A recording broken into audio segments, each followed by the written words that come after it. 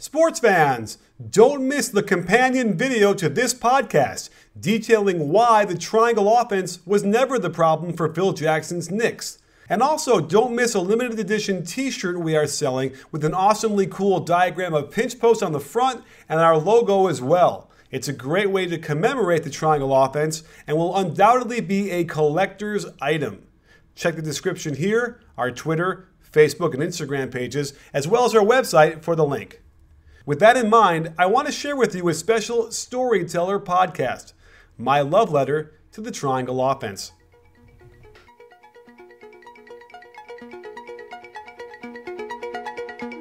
On June 28th, Knicks team president Phil Jackson was either fired or stepped down from his position, forced to do a walk of shame after 3 years of mediocrity/failure.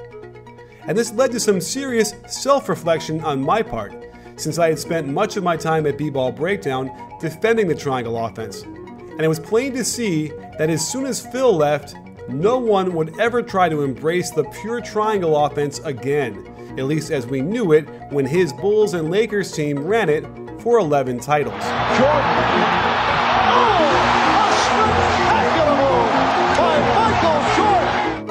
I want to take you on my own personal journey through the triangle, to explain why I so fiercely defend it to this day. So indulge me as I craft this love letter to the triangle offense.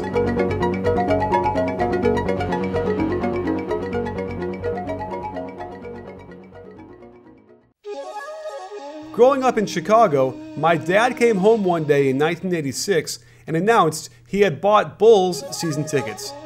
This was a revelation, as Michael Jordan was about to embark on his third year, and I was starting my freshman year in high school. For the next 3 seasons, I was treated to the most dominant performance we had ever seen from an NBA player since Wilt Chamberlain. Yet, they would frustratingly come up empty each year when the defense by the Pistons would ratchet up the pressure and prevent Jordan from winning the series all by himself. And mind you, it didn't stop Michael from trying. When Phil Jackson took over in the summer of 1989, those of us in the stadium quickly became used to seeing him stand up in front of the bench from time to time, making the shape of a triangle with his thumbs and index fingers.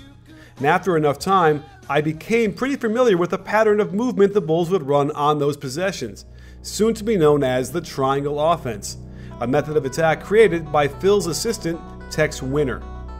The story is well told of MJ embracing the offense, the Bulls going on to win 6 titles sandwiched around their star's brief retirement for baseball, and breaking the record for all-time wins in a season to boot. The triangle offense was at its apex, and continued to get even more love as Phil took his talents to Los Angeles and led 2 different eras to 5 more titles. Jordan, open, Chicago with the lead!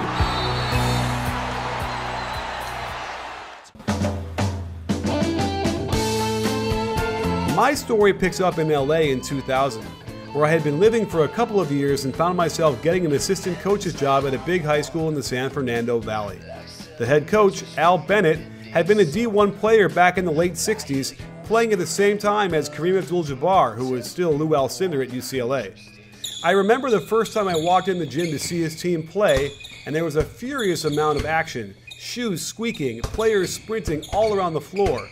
This was Bobby Knight's motion offense, and I just sat there thinking, wow, that's an awful lot of energy on every possession, and much of it looked like it was wasted as so much of the weak side movement served no purpose. Coach Bennett was always tinkering, inventing new drills, trying new offenses that stressed teamwork and playing with a purpose. I remembered my days in Chicago Stadium watching Phil hold up that triangle shape, and I suggested the offense to him. Nah, he said, I don't like it. It was just Michael doing everything. I stared at him blankly, but didn't bring it up too much. Then, Phil was hired by the Lakers, and they aired a preseason game on TV. My phone buzzed later that night. It was Coach Bennett. You wouldn't believe what they're running. There's movement with a purpose, reverse action. It's terrific. That's what I was telling you, Al, I said. We quickly tracked down the triple post offense book that Tex wrote in the 60s. At that time, you had to order it from his son in Manhattan, Kansas, and wait for it to come in the mail. and I can still remember studying it when I first got it, completely intimidated by all the diagrams and nomenclature. It was dizzying from so many options. It's funny thinking back on it now, since it seems so easy to understand after teaching it for so long. So we were way in over our heads, but pressed on anyway, to good results. The players were able to run the 4 basic options, and we had a good season. That next summer, I decided we needed some more insight from Tex Winter himself. In those days, the NBA Summer League was a quiet affair held in the Pyramid at Long Beach State, called that because their gym is literally shaped like a pyramid. Al and I put on our coaching polo shirts, grabbed a couple of clipboards, and just walked down to the floor, trying to look official. Nobody stopped us, so we stood there looking around. All of a sudden, Tex Winter appeared, and I just about accosted him as I blurted out who we were and that we needed to talk to him more about the triangle. He politely handed me a card. I looked down to see his name in purple letters with the eponymous Lakers logo next to it. A few days later, I called, and so began a relationship. Not quite an apprenticeship, but a communication chain where we would discuss all manner of intricate footwork and options and passing methods. I even drove up to Oregon one summer to spend a couple of days going through the history of basketball with him and discussing the triangle. Coach Bennett ultimately abandoned the triangle offense, and indirectly, the team that year fell apart due to transfers. And eventually, I found myself out of coaching and working as a video editor.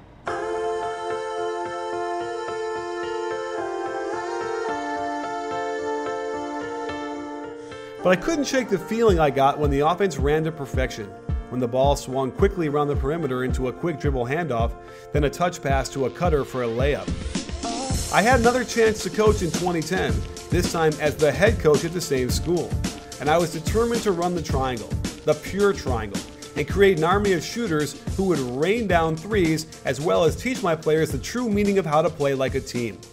By this time, Phil was in Act 2 with the Lakers, the Kobe and Powell years, but negative whispers started bubbling around the triangle offense anyway. You needed someone like Michael to run it. You need a Kobe. It doesn't work without a Shaq. I certainly heard it from parents who were suspicious of what I was trying to do. They hadn't remembered how well it worked 10 years ago at the same school with my freshman teams. But I put my head down, went to work, teaching the triangle in parts, the way I believed it should be done, contrary to Texas philosophy, which was show the whole, then break it into parts, and put it back together again. For me, I didn't show them the whole offense for weeks until they had done the 2-line, 3-line, and 4-line drills ad nauseum. Every year that went by, the players got better and better at running it, and it didn't look like your traditional triangle you're picturing with the Bulls. We shot plenty of threes, never got near a shot clock violation, and got good balance on shots so we could both snare an offensive rebound and get back on defense at the same time. I stopped coaching in 2013, just as the three-point frenzy started to take hold in basketball. Even though the triangle had won titles as recently as 2009 and 2010, it became a 4-letter word. It was too slow, antiquated, only generated long twos, inefficient. Nonsense, I would battle back, in videos and on Twitter. But the narrative took hold, and the dark days of the triangle were upon us. You can imagine my delight when it was announced Phil was taking over the Knicks and was going to require the triangle offense be run. Of course, the whole thing was fraught with peril from the beginning. They didn't get the coach they wanted in Steve Kerr, and the coach they got crashed and burned amidst a flurry of rumor and innuendo that would make you blush. Jeff Hornacek came on the scene, and there was a brief moment of hope when I realized the offense he ran in Phoenix had some triangle principles. But the damage had been done, and the one key component across all of Phil's titles was missing: Tex Winter. Having retired and then fallen ill, he wasn't available to oversee all the details those title teams adhered to. I can't stress this enough.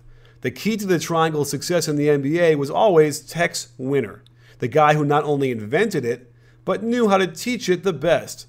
I decided to talk to Roland Lazenby about Tex. Roland is an incredible author who has written several fantastic and well-researched books on the NBA, as well as a good friend of Tex's and a fellow triangle offense coach. Hi, Roland. I can't thank you enough for joining us today. Oh, Coach Nick, it's an honor. Well, you and I have had a lot of conversations about the triangle offense in the past. We both have had lots of experience dealing with the inventor, Tex Winter. And so I thought you could help us go through a little bit of the historical context of the triangle and what it meant to basketball overall. I'm happy to do that. The triangle has meant so much to basketball. It's one of the great offenses, and it's also one of the great defenses in a certain manner of speaking. So there's a lot of misunderstanding today, so I'm happy to help anywhere I can. Well, let's talk about that misunderstanding, because it certainly gripped the public and the media and everybody, certainly around New York. And I was wondering, what can we trace this misunderstanding and this almost like a hatred toward the offense to something in particular? Well, Tex always said that when Phil won the championships, he tended to rub it in. And Phil Jackson was the guy who allowed the triangle to take center stage during the Jordan era, because he helped popularize it. But he's not a popular figure. He's not popular among coaches.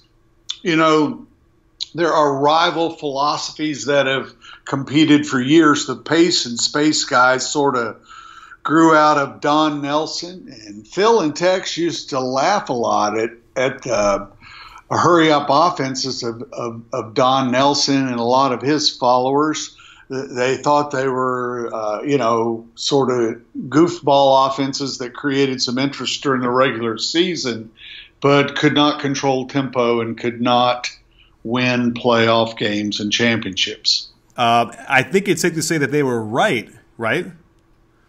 I do. I used the triangle coaching AAU girls basketball, and it was fun to learn principles from Tex and to keep it simple.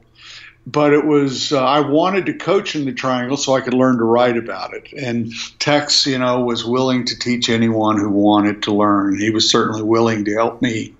So talk about your interactions with Tex and what that was like and what he meant to those teams that he was an assistant on.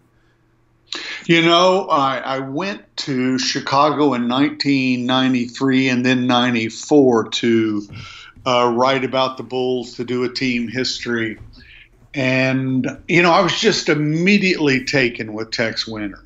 I considered him to be, as a journalist, I always look for people who could teach me a lot. And Tex was just such a great teacher, with such a voluminous history in the game, such a pure spirit. But most important for a journalist, he was a tremendous truth teller. The guy really didn't know how to misstate things. He was probably too truthful about everything. But that was the kind of guy you could really admire. And I spent hours talking to him. We became good friends. When you say too truthful, does that mean like he was willing to just sort of talk to anybody on the team, and no matter how big they were, what kind of star power they had, he would let them know if they needed to improve on something?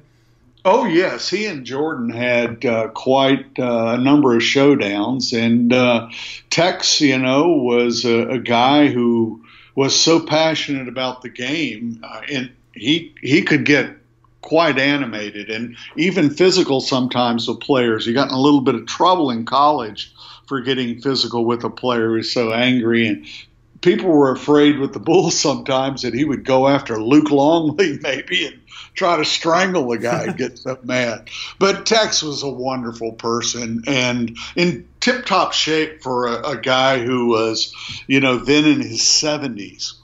And the players loved him, but he didn't hesitate to take them on, and he would Jordan would come back at him, borderline disrespectful. And Tex was a pretty brusque coach. He was not the kind of guy who would coddle anyone. And he liked to talk about how in awe he was of Michael Jordan, but he certainly never had hesitated to coach him.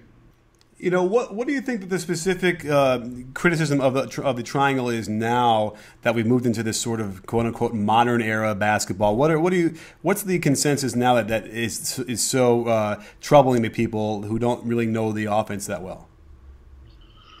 Well, I think that they think the offense is slow to develop, obviously. There was a sense that this was a new game. There were none of the old physical defensive rules, and so the game was going to kick out all the stops and be wide open and make lots of money for everybody. And the triangle was sort of this downer for the party, It was a show killer. It was not cool. It seems to me that maybe the absence of Tex is what is the theme across all the places where it didn't work. I remember covering the All-Star game when in the late 90s, early 2000s, and Phil was coaching. And I asked Tim Duncan about that pair of coaches because it was always odd that Phil and Tex, whenever they coach the All-Star game, they'd come in and start having these NBA superstars doing junior high drills and all the things that were perceived as junior high drills, which were part of Tex's intense approach to fundamentals. And Tim Duncan looked at me and he said of Tex Winter, "It's obvious who is the brains behind this operation." But Tex was this guy who was unvarnished. It's like Johnny Bach said, he treated the triangle like the gospel pages. And he believed so much in fundamentals and in the fundamentals he created for his offense that it was astounding. Clarence Gaines Jr., who scouted for the Bulls and then later, of course, the Knicks, the son of Big House Gaines, was telling a story of Scottie, Pippen, and Jordan on the team bus in Chicago after the Dream Team Olympics in '92 that fall, and they were sitting there talking about Clyde Drexler. And they were saying, just imagine how great Clyde Drexler could have been if he had been with Tex Winter and had all of that schooling, all of that intense coaching in the fundamentals. Well, I think you said it best, and I can't thank you enough for joining us, Roland. That was really great. Coach, thank you. I next wanted to talk with an actual coach who is running the pure triangle, and there just aren't many around anymore. I was able to call up my good friend Steve Fitzgerald, who coaches high school ball in Florida and has won over 400 games running the triangle for 21 years. Hey, Coach, how's it going? Very well. Great to talk to you again, Coach. So let's talk a little bit about what the triangle means to you as a coach and why, when you boil it down to its essence, what is it giving your team as far as, an offensive attack? I mean, I think at its core, it's, it's breeding unselfishness. It's kind of the way the basketball was supposed to be played, the ultimate team game where all five guys have a chance to touch the ball, and impact the game.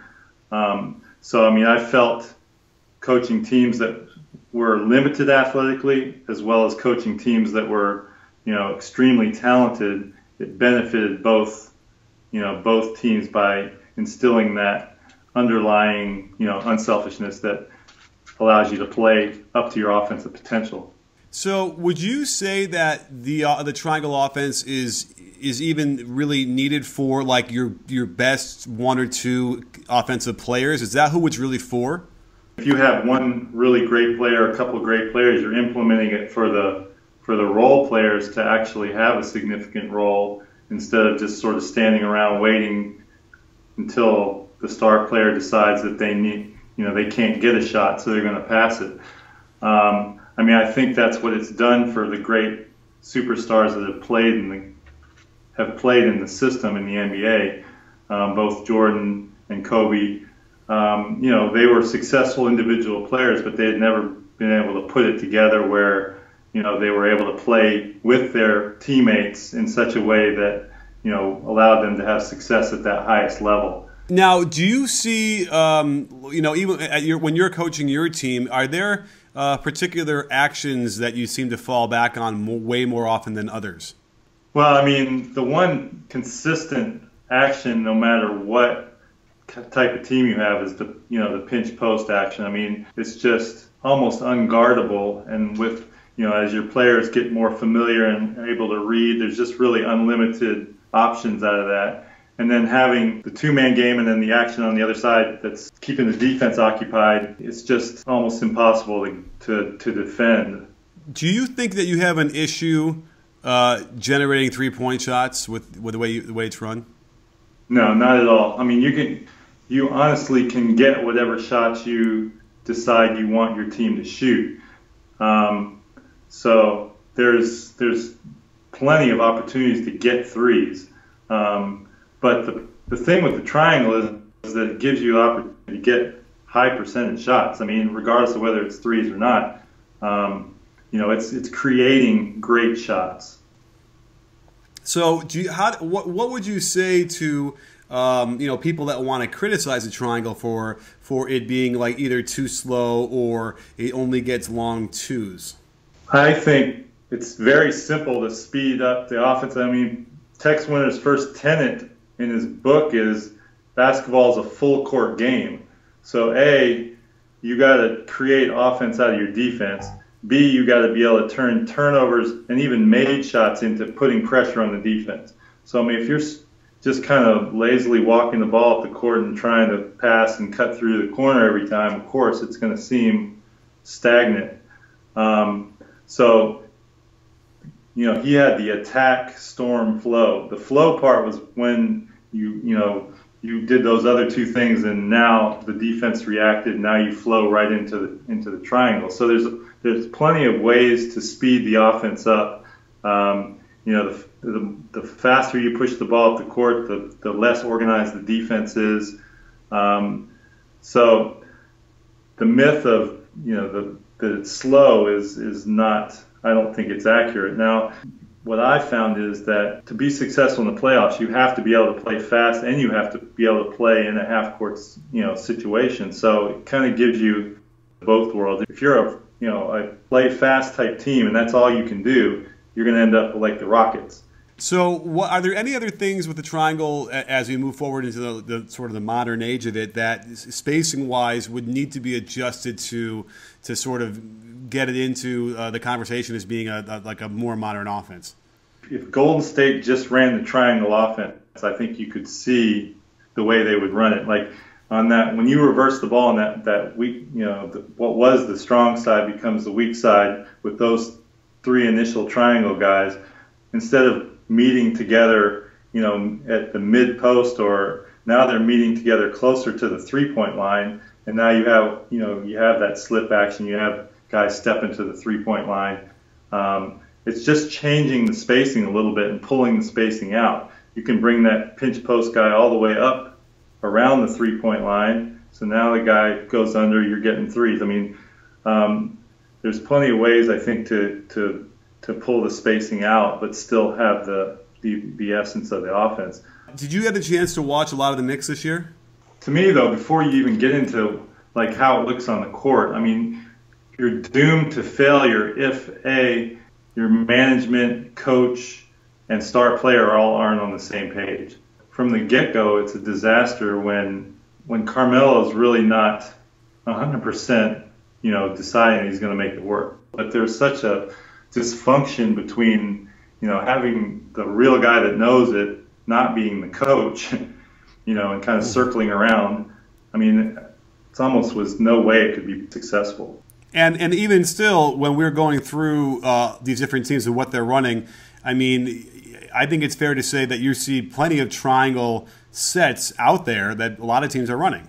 Absolutely. There's no doubt. I mean, you see an imprint almost every team, and they're getting a lot of success with those actions.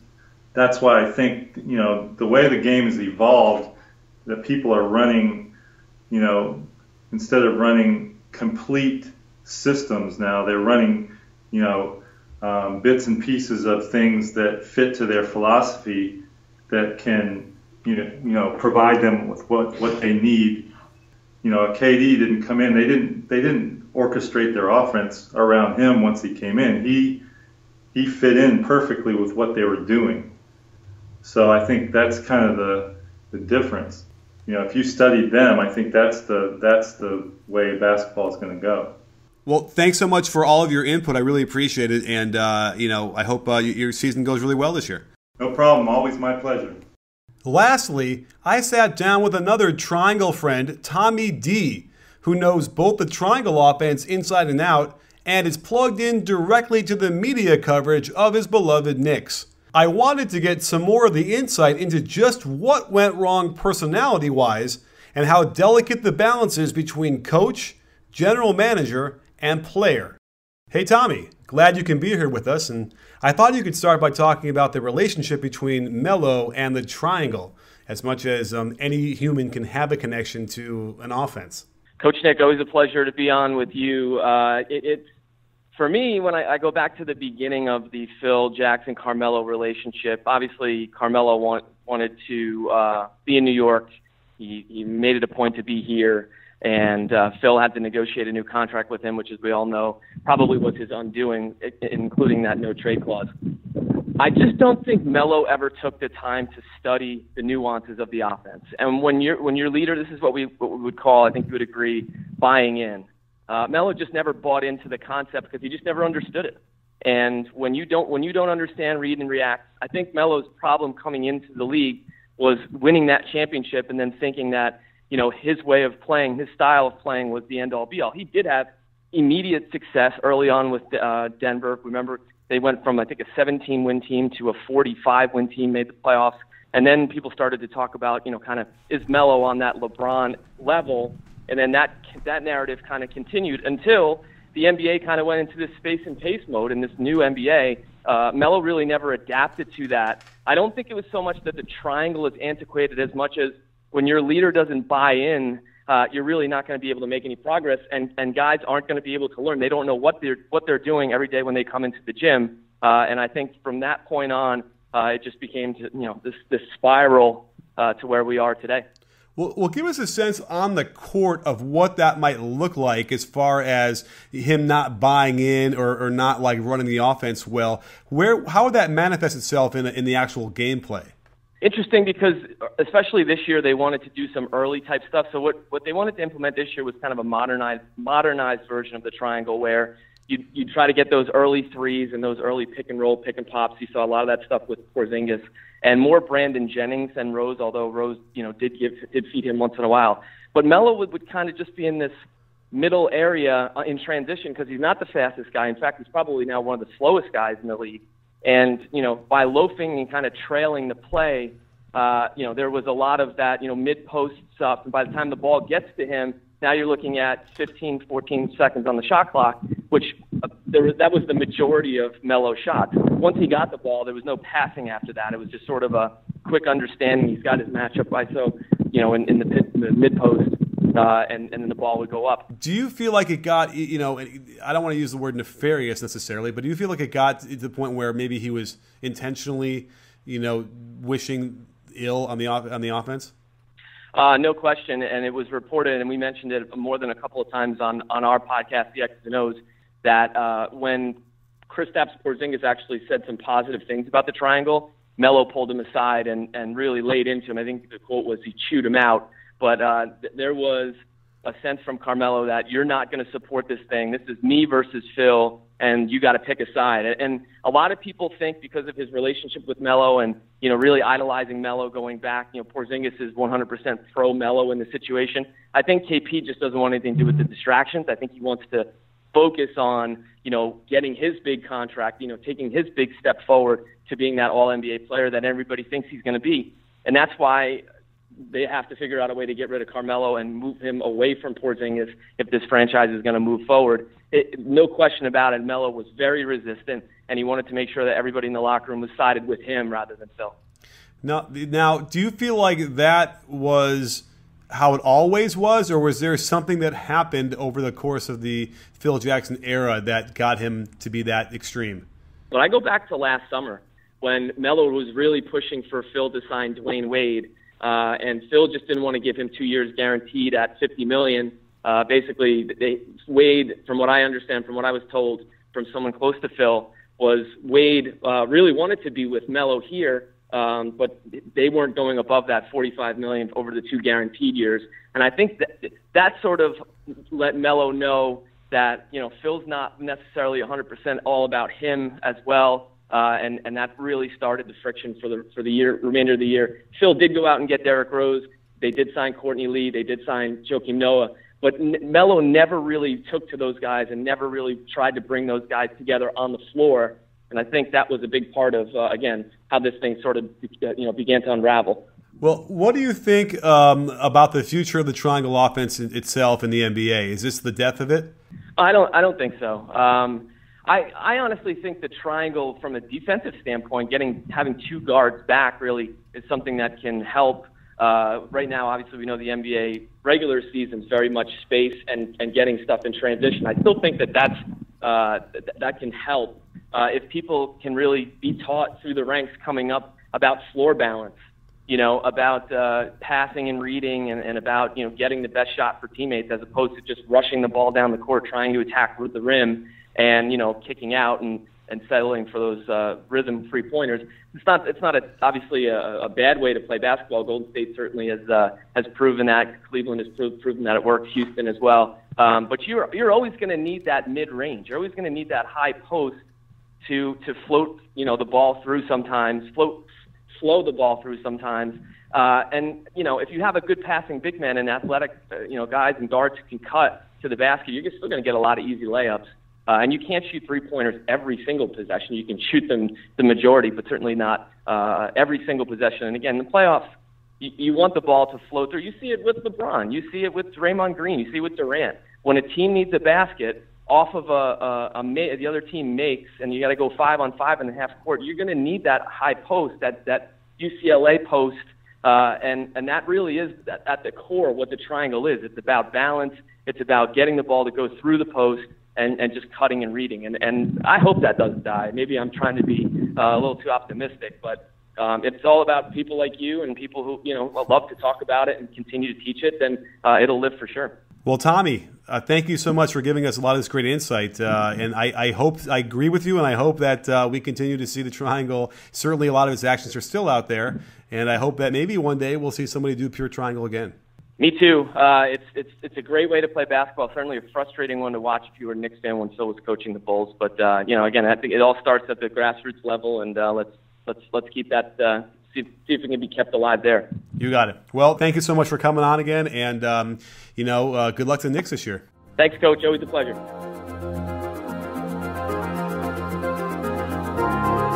So, as this chapter of the triangle ends, it doesn't have to be all doom and gloom, since plenty of teams still run lots of triangle actions in their offense.